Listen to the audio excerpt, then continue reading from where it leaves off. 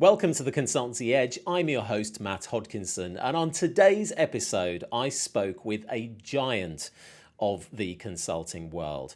Alan Weiss has authored more than 60 books, notably Million Dollar Consulting, now in its 6th edition, and The Consulting Bible. He is a sought-after speaker, delivering approximately 20 keynotes annually at major conferences worldwide. He's held academic positions, including being an adjunct professor at the University of Rhode Island and a visiting lecturer at Boston College and Tufts University. He's recognised with several honours, including an induction into the Professional Speaking Hall of Fame and the Lifetime Achievement Award from the American Press Institute, where he was the first non-journalist to receive this accolade. And beyond consulting, he has served on the boards of the Trinity Repertory Company, chaired the Newport International Film Festival, and has been involved with Harvard University's Centre for Mental Health and the Media. Where do you find the spare time, Alan? Now, live from his study in Rhode Island, we discussed a whole breadth of topics, from the pitfalls that are involved in running a consultancy, how to create content and intellectual property that adds value to your consultancy proposition, and how to have better conversations with prospects. So let's get into all of the golden nuggets. Without further ado, here is my interview with Alan Weiss.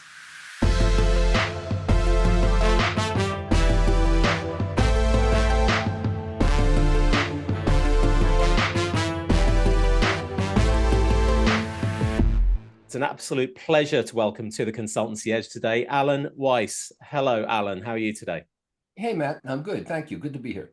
Wonderful. Now, listen, I know that many of our listeners will have experienced your many works. I know that you've written over 60 books. You produce a huge amount of content when it comes to this consultancy space. You are the consummate author and expert in this area. You've written over 60 books, as I say. What prompted you to write those? Well, when I was fired in 1985 by this consulting firm where I was president, I found myself in a position where I would never want to work for any moron again. And when you get fired, you either get angry or you get distraught. And I got really angry. And so I found myself here in the US with, at that time, maybe 275,000 independent consultants, not firms, just solo consultants. I said, how do I stand out in a crowd? I believe you build on your strengths. You don't try to correct weaknesses. You build on strengths. And I can write and speak very well. And today, 40 years later, whatever, I'm still writing and speaking. So I decided I'd write books on my expertise, which would help me get assignments, help me get hired. So my first book was on innovation. My second book was on behavior. My third book was on strategy. And I've never stopped. However, my fourth book was Million Dollar Consulting, which was originally Confessions of a Consultant, which was rejected 18 times. But when McGraw-Hill asked if I could write a book on how I made $1 million as a solo, I said, in 6 minutes. And my agent said, well, 6 months. And to this day, McGraw-Hill still pays my royalties under the title Confessions of a Consultant. That's how bureaucratic they are. And then that gradually changed my practice from Fortune 500 companies to solo practitioners, what I call going from wholesale to retail. And, it went like this, and then today it's more like that. But I write books because you have to be known well in whatever your public square is. My public square are solo consultants, entrepreneurs, boutique firm owners. Consequently, I don't just write consulting books. I write books on fearless leadership, your legacy is now, and so forth and so on. And so I've really focused on people's lifestyles and their aspirations. And I find that you can't be in solo consulting without knowing who I am. You might not like me. You might think I'm arrogant. You might disagree. You might think that hourly billing is the best thing in the world. I don't care. But you cannot fail to know who I am, because if you do not know me, you're just an amateur. So I write books because it's my strength, and we're all in the marketing business, and it's a huge marketing advantage. I want to pick up on that, because you did say, some people are going to vibe with you, they're going to like you, they're going to really buy into you, others will reject you, Alan. And I feel like people are creating very vanilla content in the world right now. There seems to be this content for content's sake sort of mentality a lot of the time. Is that something that you're seeing? And I know I want to play back to the millionaire consultant, and I understand that in its sixth edition, you actually rewrote that book from scratch. Did I hear that right? I rewrite every new edition from scratch. It's a new book. That's why I consider them new books. I don't open the old book and look at the outline and update it. Right now, we're working on a sort of a secret project I can't reveal. But again, if I do that book, it's from my head to the screen. And so it's important to keep in contact with the times to be contemporary.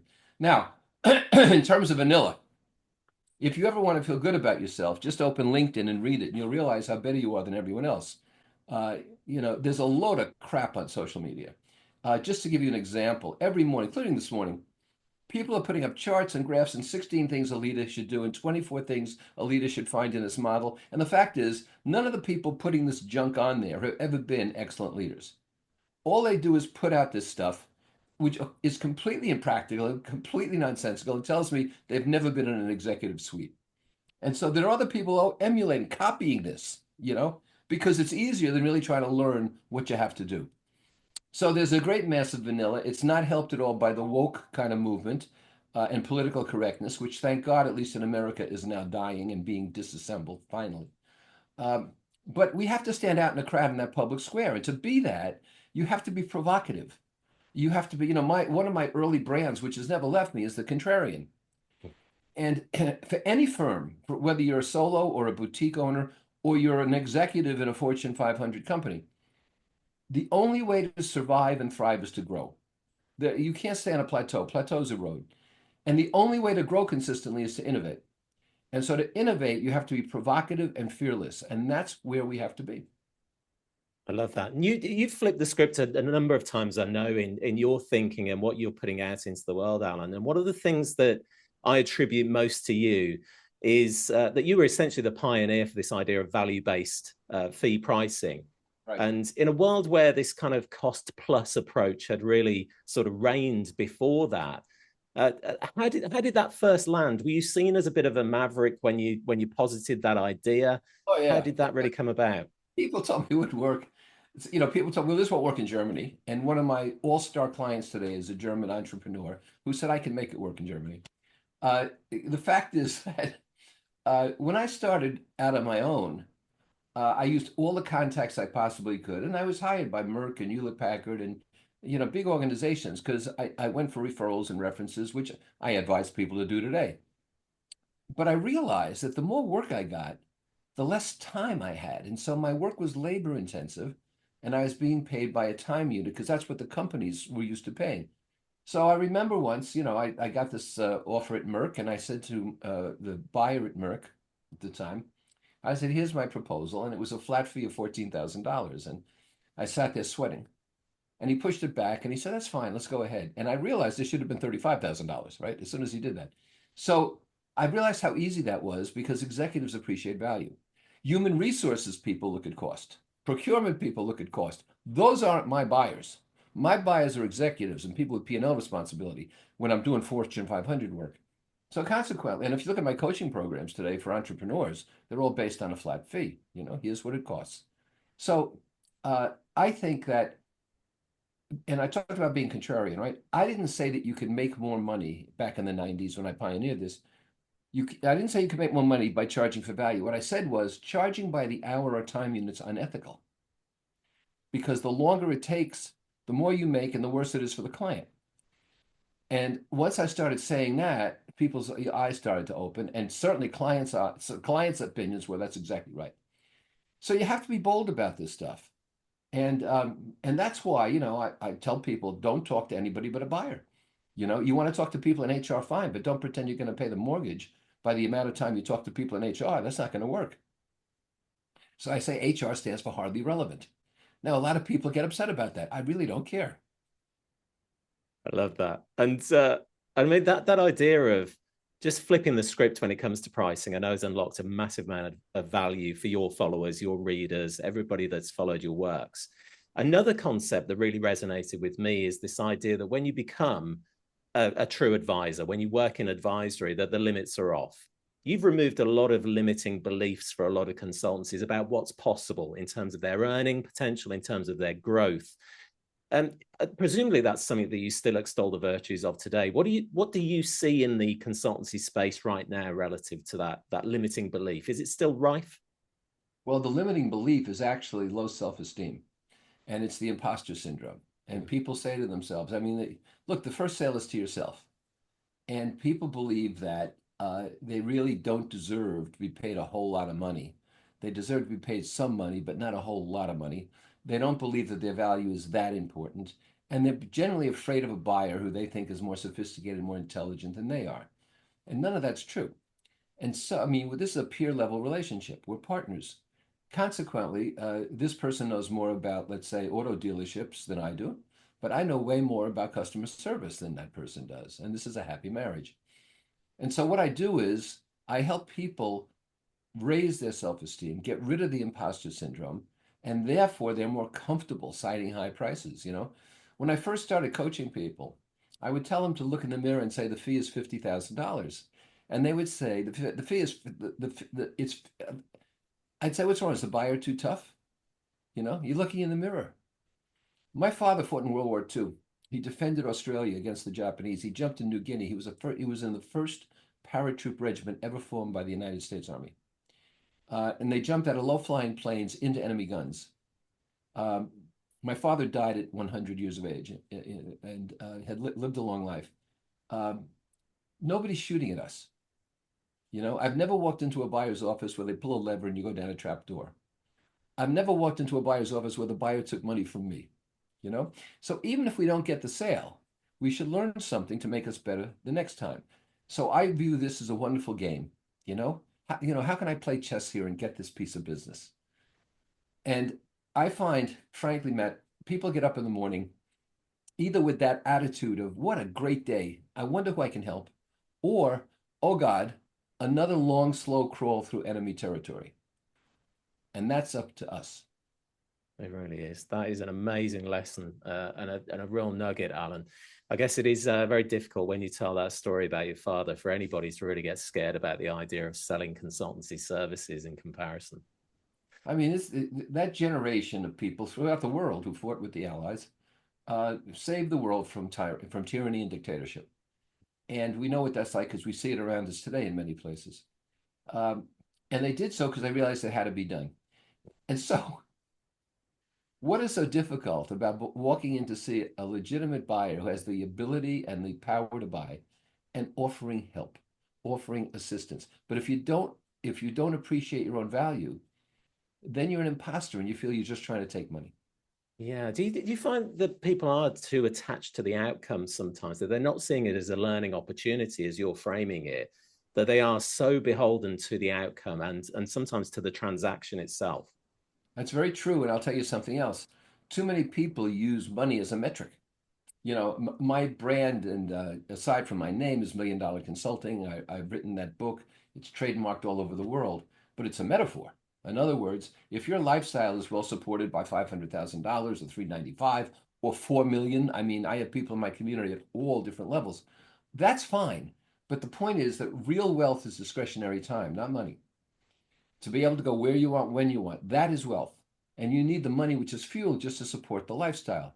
But too many people walk into a buyer's office saying to themselves, "Oh boy, if I don't at least get a $50,000 order here or $125,000 order, whatever it is, I'm not going to be as good as so and so who I know is doing that." You can't use other people's metrics. That's the normative pressure that destroys us. You have to have your own metrics. Yeah, that's really valuable.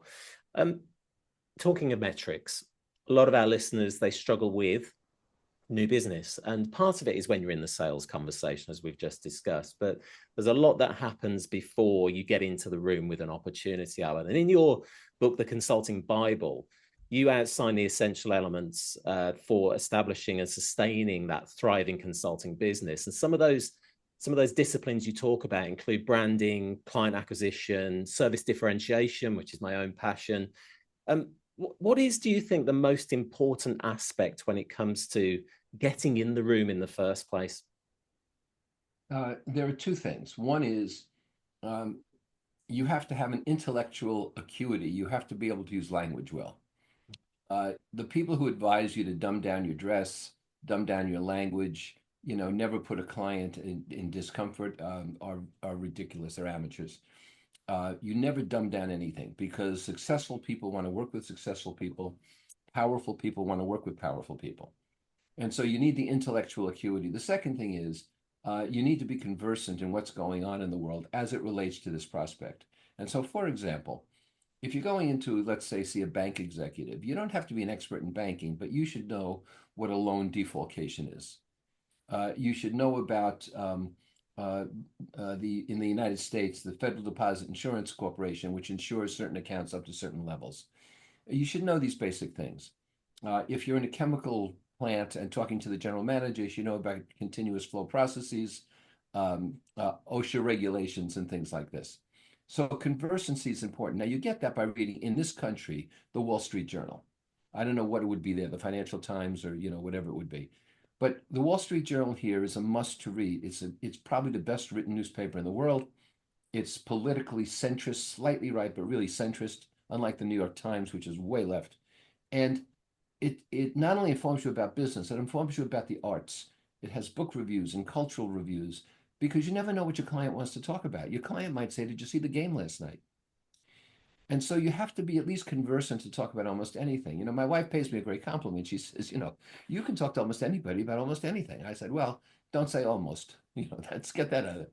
So I was speaking at a hospital event once, and they told me I had to come to a reception first to speak to the board of directors, which I loathe, but they forced me to come. So they introduced me to a guy who has the largest trucking company in the state of Missouri. It's on the board. And I said to him, listen, I read in the Wall Street Journal yesterday the Consolidated Freight, which is the second largest in the nation, declared bankruptcy. What does that mean to you? He spoke for 40 minutes. We were good buddies. He thought I was a trucking expert. So that's what you need to do. Conversancy in the client's domain and the intellectual acuity, let's say curiosity and language skills. Language leads to controlling discussion. Discussion leads to controlling relationships, and relationships lead to business. That is an immutable sequence, and it starts with the language. That's incredible. That's, again, a really golden nugget for any listeners in. And I want to talk about something I picked up in that conversation was the importance of being resilient, but also resonating with that target audience, being able to speak to their lexicon and really connect. And part of it as well nowadays, I find, Alan, is about businesses being resilient to changes in the marketplace, as well as understanding what's happening in those sectors. So in your work, I understand you've worked with over 500 organizations in your time. You've actually consulted those businesses like Merck and Toyota. How do you advise consultancy leaders to adapt their strategies in response to evolving market dynamics? Well, resilience is about bouncing forward. Resilience is not about getting slapped, falling back, and then sort of reorganizing, especially today when speed is everything. So resilience is bouncing forward. So you have to see what's coming, and if you're not prepared for it, which you should be, but if you're not, you can adjust to it quickly. And I think that you have to do that as a consultant, and you have to help your clients to do that. It's in the Civil War here in the United States in the 1860s. Robert E. Lee was defeating every Union general, and then along comes Grant. And the difference was, if Lee won a battle, Grant didn't retreat. He kept moving forward. And it gave his soldiers momentum. It gave them tremendous boost in morale. And no matter what Lee did, Grant kept moving south. And that's how the war finally ended. And so you have to keep moving. You can't say it's a victory to fall back and regroup. You have to keep moving. Like I said, unlike Grant and Lee, nobody's shooting at you. Yeah. So I think that's the key to resilience. I co-authored a book on resilience. And the whole secret is having the emotional stability and the skills to say, all right, let's see what we learned and how do we march forward from here. And that's the key. And if you look at FedEx or Apple or Dyson or Amazon or any of these great companies, entrepreneurial companies, even with failure, and Apple has the Lisa, and FedEx tried to go into the Asian market with Flying Tiger and so forth. Even when these failed, they just kept marching forward, and that's the key. Yeah, wonderful.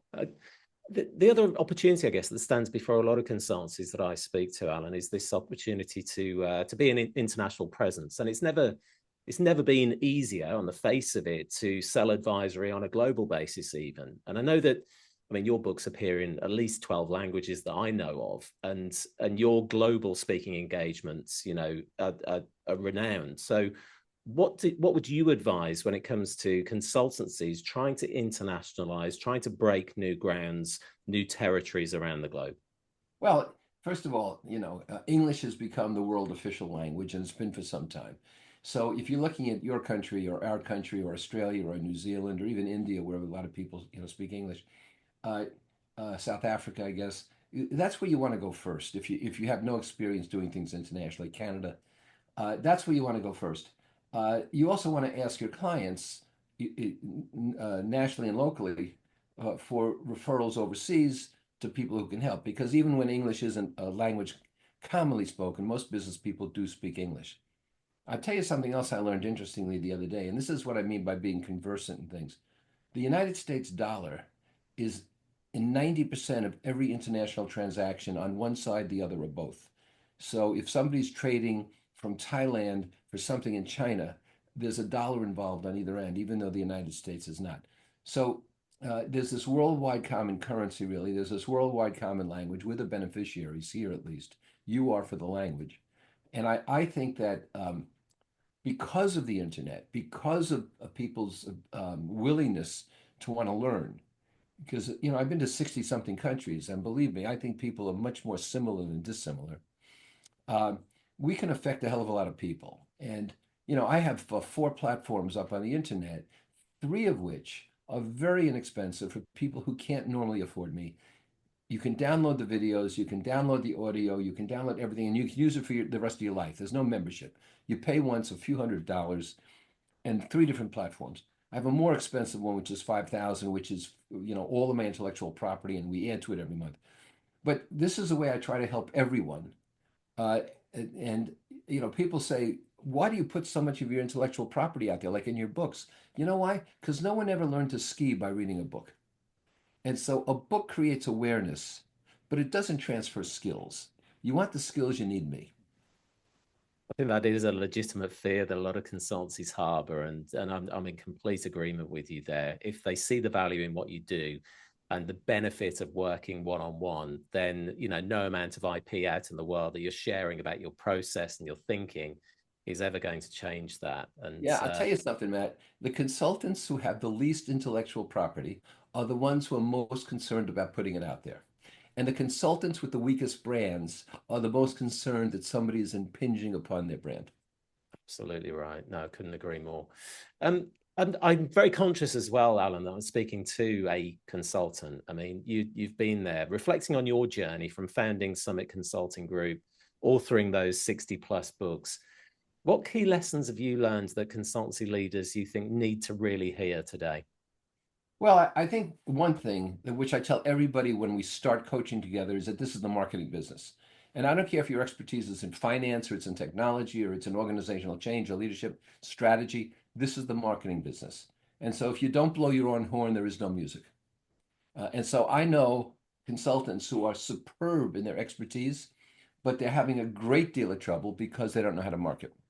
I know a lot of people who are excellent in marketing, but they're really weak consultants. And once they're hired, they never get the job again. And so, and if you're good at neither, you need to go sell insurance or use cars, really. So you need to have marketing skills as well as content skills. And since I'm a generalist, I believe in, process skills more than content skills. So A, you have to realize it's a marketing business. B, you have to realize what your own value is. You have to understand your own greatness. I call it having the courage of your talent. And so that first sale is to yourself. And then the third thing is this business is about rejection. And so expect it. Not everybody's going to accept the proposal. Not everybody's going to call you back. The big thing now people talk about over the last year is ghosting, right? I'm being ghosted. They're not calling me back. You know why you're being ghosted? Because you didn't provide them with enough value or interest to motivate them to call you. That's why you're being ghosted. It's not their fault. You're not meeting 45 rude people. You're meeting 45 people who aren't impressed. And so change your act. I love that, and I know that you've got a Ghostbusters module to one of your own products and series that you do, and I just love that. Again, it's using the right language to really connect with people.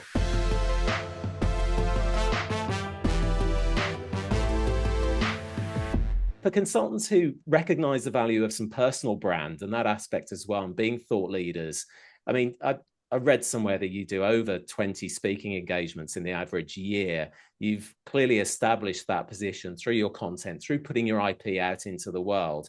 But if somebody's looking to establish that thought leader position, that personal brand from scratch, what are some of your tips for really accelerating that journey? Well, it is a process. That's a good question. I run thought leadership workshops, and next year I'm doing a quarterly Zoom thought leadership thing because it is a learned skill. So you have to understand that a thought leader is not a box on an organization chart. It's not a title. It's not on your business card, John Jones, thought leader. So it's something that is bestowed upon you, you know? If somebody calls you a genius, fine, but you don't walk around saying, hello, I'm a genius. So you have to get this bestowed. So how do you do that? Because you have to be fearless about presenting new ideas and predictions and not being worried about being wrong. If you look at the sportscasters and the financial analysts on the media, if they were evaluated on the percentage of time that they were correct, they'd all be fired.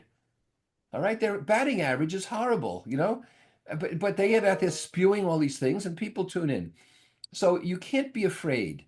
And you have to take disparate things and you have to put them together. I'm going to give you a brief example so this isn't just philosophical. Right now, in the Western world and in China, morbidity is outpacing fertility. So we're not replacing ourselves. And this will not change for generations. Consequently, there'll be labor shortages, blue collar and white collar. Now, what I'm telling my clients, my corporate clients, and all of my coaching clients is the following. There are three ways, in my belief, to alleviate this in the United States. One, you have an intelligent immigration policy. That sounds like an oxymoron. You have an intelligent immigration policy because the United States has been built on immigration. And consequently, these past 4 years have been chaos, but we can restore it. And we need immigration for white collar and blue collar jobs both. Number two, you don't throw out seniors. You don't tell people that at 65 you're washed up. The airlines tell you at 65 you can't be a pilot anymore, even though at 65 you've seen every problem in the sky and you're the safest person to fly with, right? Right now, airlines are saying in the US, you don't need a college education. What you need is to be able to fly a plane. So we can't force people out. Now, that doesn't mean people work in their job forever, but they have to contribute forever. Seniors have tremendous wisdom. The third thing is the intelligent use of artificial intelligence. It's not going to take over the world, and the sky is not falling, but we have to apply it intelligently. So this triad, these three things, will help overcome this demographic seismic shift. Now, not a lot of people hear that in that manner. That's thought leadership. And I can do that on, 40 other things. When people hear these things, when I'm putting things together in ways that they hadn't anticipated, because I'm curious and I'm looking around and I have flows of information coming in, that creates knowledge and that creates wisdom, and people come to you. That's what thought leadership's about. It strikes me, Alan, and as I'm hearing you speaking, that those true thought leaders are the ones that do invest the greatest amount of time in going deep in their supposed area of expertise. Their understanding is better than anybody else. And the other skill I'm picking up from you today is that there need to be metaphors built into this. You have to be able to back it up with stories that do engage people and really convey that message in a bigger and better way. It's social proof. And so, when I mentioned before FedEx and Amazon and Apple and so forth, that's social proof that people can relate to. You need social proof for the industries and markets in which you work. And if you look at my peers, people who lead segments of the market, Marshall Goldsmith in coaching, Seth Godin in creativity, Marcus Buckingham in personal development. So if you look at the group of us, what are the similarities? We all write a lot of books. We all make public appearances. We all come up with constantly new intellectual property. And that's what you have to do, like I said, to be seen as a thought leader. It's bestowed, it's not something you claim. But if you're doing that regularly, I do videos, I do audios, I do blogs, I do newsletters, I do cartoons, you name it. And my technical people estimate I have 1,800 hits with my prospective and existing audience every year, 1,800 hits.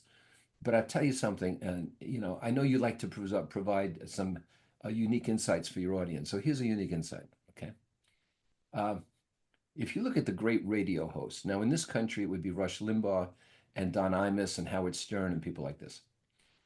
They have had these massive audiences. On TV, it would have been a guy like Phil Donahue because they knew who their audience was and they addressed those audiences and they piped in value to that audience. They knew what it was. They were not interested in conversion. They were not interested in proselytizing. I'm interested in an audience that believes in my values, my community globally, about value-based fees, about finding the buyer, about leading a good life, about not being afraid to invest in yourself and so forth. And that's where I direct my value. I'm not trying to convert people who want to charge by the hour. God bless you, but I don't want to deal with you. So the secret for your people who want to really aggressively grow their markets and their business, find out exactly who your ideal buyers are and pump value with them and don't worry about anybody else. I think when it comes to that provision of thought leadership and content creation, Alan, we tell ourselves the story that it's hard to do, that it takes time, and we procrastinate and put blockers up where they don't really exist. And I know that one of the pieces of content that actually I found most engaging on your site was your Minute with Alan. Those short snippets and insights, and you've called yourself a generalist with respect. I mean, you've got some amazing nuggets of insight that you're sharing in a 1 minute video or thereabouts, that go out on a regular basis. I mean, that strikes me as something that there are no barriers around, really. It's just you're sitting in front of your camera right now. Right. So I'm sitting exactly where I am now. And I do 5 of these at a time and I send them to my tech people. So that takes me about 10 minutes. And they're free and they're every weekday. And every Monday morning, there's the Monday morning memo, which comes out. And those 2 items of all the things I do draw the largest response. People love the 1 minute videos. Other people love to start their week with my memo, which deals with some current social or political or business issue. Uh, and some people disagree with what I say. I don't care. They're reading and they're listening, you know. I think we have to be absolutely fearless about this and get our thinking out there.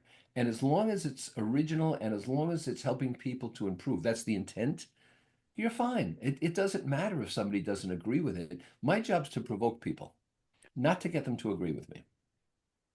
Absolutely. Again, not about being vanilla and just paling into the background. One of the things that's most prevalent for a lot of our listeners, of course, is scaling and growing their business. Alan, what are some of the misconceptions you find in the market about growth and perhaps, debunking some of those myths that people might be buying into about how to grow their consultancy? And we haven't rehearsed any of this, so I never know what you're going to ask me next. But the thing that immediately comes to my mind is that people put too much emphasis on the quantity of lists and not the quality of lists. And so, I mean, this morning I got a notice on LinkedIn, not a notice, a contact from somebody who linked with me recently. And he's trying to sell me programs on how to be a better speaker and market better.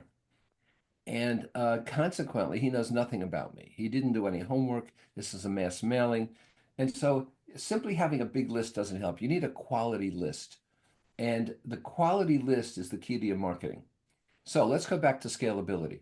If you don't happen to have a large quality list, and by that I mean you need at least 2,500 names. My list is about 13 or 15,000, but I work through people sometimes who have a list of 80,000. And so when I say I work through people, even I can scale up like that. And they say, well, I'm doing this podcast, I'm doing this mailing, we're doing this. And I said, well, fine, I'm happy to work with you on that. And suddenly, my voice or my writing is going out to thousands and thousands of more people. So I advise people who are just starting out to sort of shamelessly look for podcasts, look for programs that they can successfully and qualitatively contribute to and will help the person who's the host. So in other words, people come to me, but they offer me nothing. I want to put a guest article on your blog. I'd like to appear on your podcast, but you got nothing for my audience. It's not going to help me. And once you do that, another 1,000 people expect you to do it. But if there's a really qualitative thing, somebody comes to me and says, I would love to do a podcast, a guest column, let's say, for your people. I'm a financial expert. Here are my credentials, and I can help them understand what the differences are between a Roth IRA and a SEP IRA and a 401k and how best to invest their money. I'm not expertise in that, so I followed someone else's advice. So fine. So scalability is about finding people who have a better reach than you do, but can use your value so it's a win-win-win, a win for you, for them, and for their audience. Yeah, incredible.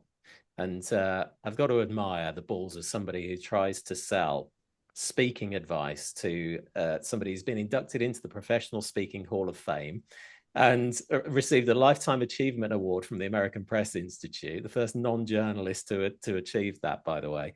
The quality over quantity, I think, is something. And I see as well, Alan, I get these offers all the time. Somebody in my inbox on an almost daily basis offering to send 2,000 emails to my prospects every Yeah, day. yeah, yeah. It's incredible how people kind of perceive what it takes to grow.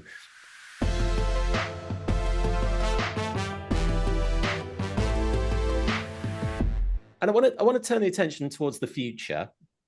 And you were reflecting earlier on, of course, how we'd respect the fact that the pilot with all the years behind them is should be respected for that. And it doesn't sound like you're slowing down in any way at your stage of life. But what do you see the future holds for the consulting space? What are some of the trends? What are some of the things to look out for? Because I know that you've got your finger very much on that pulse. Yeah, I do because the way I've avoided just sort of being insulated is that since I coach people globally at all different levels of the profession, my finger's really on the pulse of what's happening, both at different levels and in different countries. And I'll tell you this, the kind of disruption and turmoil and volatility we see today are really opportunities. And they're opportunities for these kinds of reasons. Now, here's the social proof, okay? I find that leaders in companies today still have no idea on how to manage a hybrid workforce, let alone help motivate it, right? And so, gee, should I mandate people in the office? Is it okay if people are at home? What if they want to do both? Do I need both? Now, there's a myth that if people are in the office, they have a 40-hour work week. That's not true. Their productive work week's about 20 hours because they're talking to other people, they're taking a long lunch. Nobody works 40 hours a week, right? Because fatigue sets in near the end of the day. The first management consultant was Frederick Winslow Taylor, 1900, 1910. And he wrote Taylorism, which was time and motion. If you're shoveling or writing something, the trouble is he never accounted for fatigue. And he fudged the figures and he went out of style. Well, we have to account for that today. The second problem, though, with this leadership of hybrid teams, is that the literature is pretty consistent saying that senior people make decisions about promotion and selection based on seeing someone regularly in different environments. Well, if you're only seeing someone by Zoom, you're not seeing them in different environments and they're prepared. You need to walk into their office, up to their desk and say, hey, where is the Murphy contract? Something like this. So the trend that I'm talking about here for the future for consultants is that we're going to be more needed than ever if we can bring best practices to a client because our perspective goes beyond their walls. The trouble with most clients is they breathe their own exhaust. And even the people within clients who are trying to be innovative are still, bounded by those walls. I'll even make a case to you that this whole theme of best practices is the wrong one. What we should be looking for are better practices because there is no best. It should keep getting better. That's what innovation's about. So, just in saying these things, I would urge anyone listening to look at the kind of disruption going on in the world and use them as offensive weapons and advise your clients to use them that way. The people who are doing best today are the people who came through the pandemic not surviving but thriving. They're people who have cash on hand. If we've learned nothing else, for individuals and for companies, having cash is very, very important, or assets that can quickly be turned into cash. So I think the opportunities ahead are great. I don't think we should get lost in the sky is falling aspect of artificial intelligence. I don't think we should get lost in the fact that in the United States the political parties have changed or that broad political elections have gone the other way. It doesn't really matter. What matters is your public square, and your public square are your ideal clients and prospects. Yeah, and you spoke there about obviously having assets that you can exchange for money. You've been a great example, really, for creating and productizing your expertise and making it digestible when you're not in the room. we still have a lot of consultants who are really just swapping their time for money, as we know. And I know from your training that you've included a whole bunch of frameworks and methodologies, in your books, especially that comes across. What tips do you have for consultancies about developing their own signature methods? How important is that? And what are some of the tips for bringing that to the fore? Well, it's extraordinarily important. I mean, in one of my walk-in closets here, I have, I think, 23 trademark plaques hanging up. And they're hanging in there because my wife won't let me hang them anywhere else in the house. So, when I get dressed, I see my trademarks. The dog sort of looks like I'm going, roof. Um, Trademarks create equity in your business. And if you ever wanted to sell your business, the trademarks you own, your intellectual property that you formalize, that's worth something. Uh, I have found that I don't get really upset when I find somebody stealing my stuff. You'll find somebody will report on they're putting up your stuff for free. Well, usually the people who offer to take it down are the same people who stole it and put it up. So I just ignore that. Somebody wants to make a few bucks, fine. It's just better marketing for me. Uh, but I established that it's mine originally through the trademarks, through copyrights. And I found that people learn in very different ways. And so some people look at a model visually and say, okay, I know exactly where I should be here. And my models are simple. They're not like the stuff on LinkedIn. I mean, you have to be a rocket scientist here. Some people like to take things in by reading them. Some people like to listen. Some people like to see somebody perform. Some people like kinesthetic.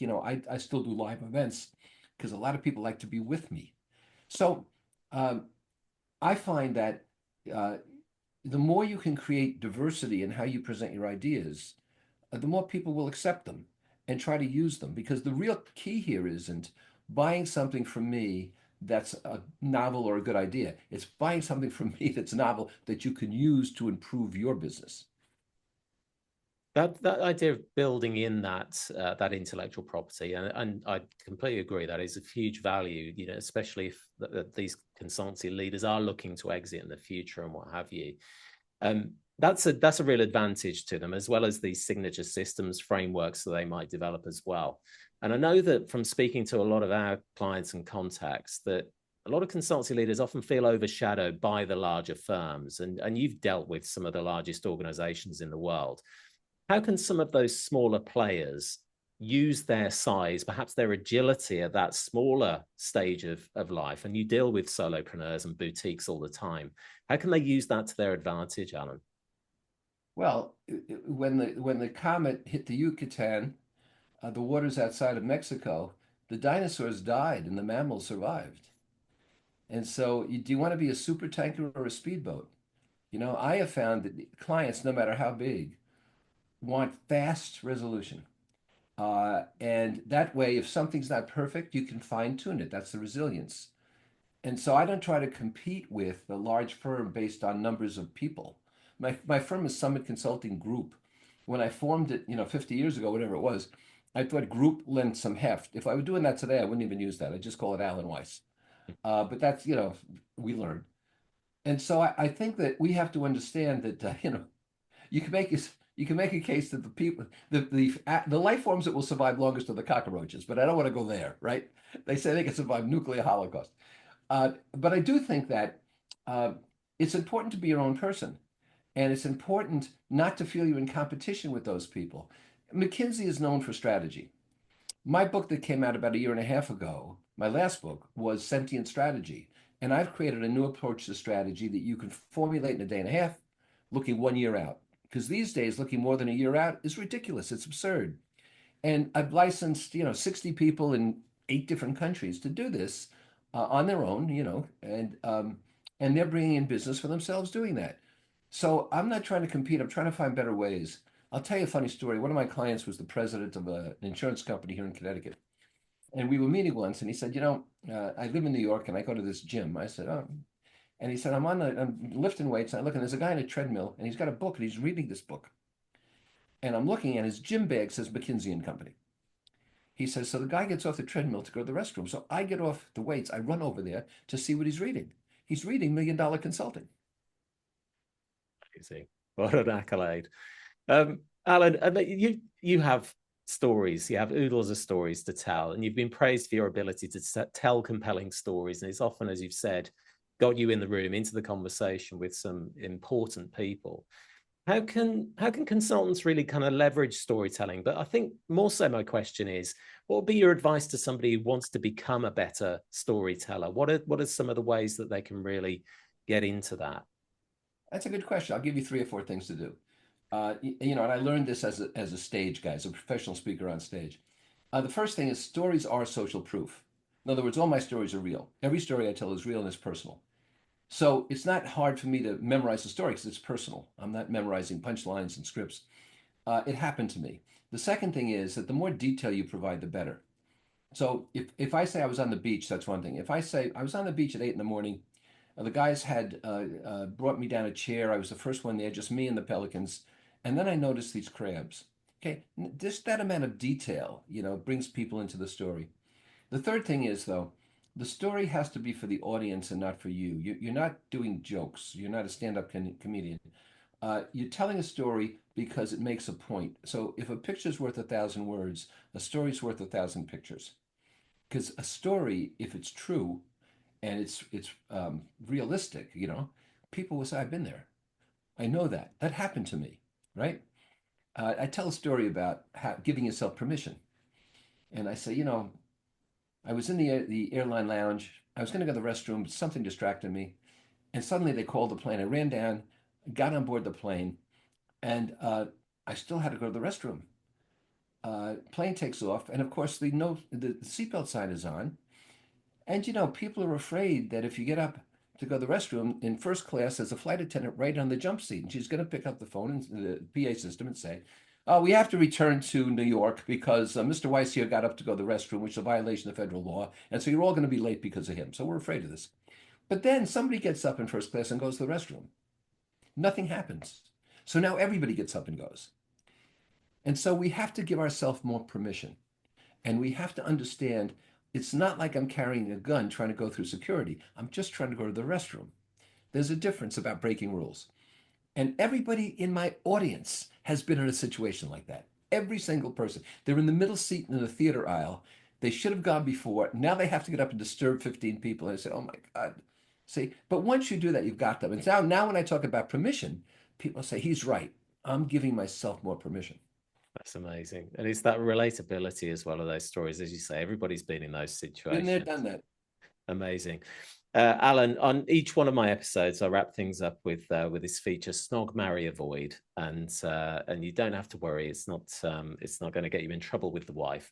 The snog in this instance is a quick win. What is one thing that you can advise consultancies to really implement in their business that would make an almost immediate impact for them? There are 6 ways to get business. One is mandatory, the other 5 are optional. The mandatory one are referrals. Immediately make a list of everybody you know and triage it. First section, people who are likely recommenders or buyers. Second section, you're not sure. Third section, definitely not. Go to the first section, don't email them. Call everyone with 30 seconds. Talk about the value that you're bringing to the business community and you'd like their advice. Incredible. Love that. The marry is something that you couldn't live without in the world of consulting, a stalwart, something that needs to be there permanently. I couldn't, well, aside from my family and my wife and so forth, what I couldn't live without is discretionary time. I'm basically lazy. I have 100 hobbies. And what really motivates me is discretionary time. So, I'm doing this interview with you. I have 3 coaching calls, and then I have a list of things I want to do on my own today, one of which is to have a cigar and a drink. So it's discretionary time. I'm married to that. Incredible. Love that one. And lastly, what would you avoid? What is something that you would ditch from your consultancy in the modern day? Well, it as a habit, ditch things that don't give you pleasure. The key to being really successful is to having a calling, and a calling means you have something that the world needs and you're passionate about providing. If the world doesn't need it, but you're passionate, you have an addiction. My addiction is playing Angry Birds on video, but some people have drug addictions and alcohol addictions. You need to have a passion that's rewarding to others. If you have something rewarding to others you're not passionate about, that's a 9 to 5 job. So when you combine those two, you'll be very successful. Alan, I cannot tell you what an incredible pleasure it's been to speak with you today. I think our listeners have got so much value from this conversation. thank you again. And yeah, thanks for joining us on the Consultancy Edge. And my pleasure. I have free resources on alanweiss.com, and you can download them to your heart's content. Matt, thank you for having me. No problem at all. Thank you, sir.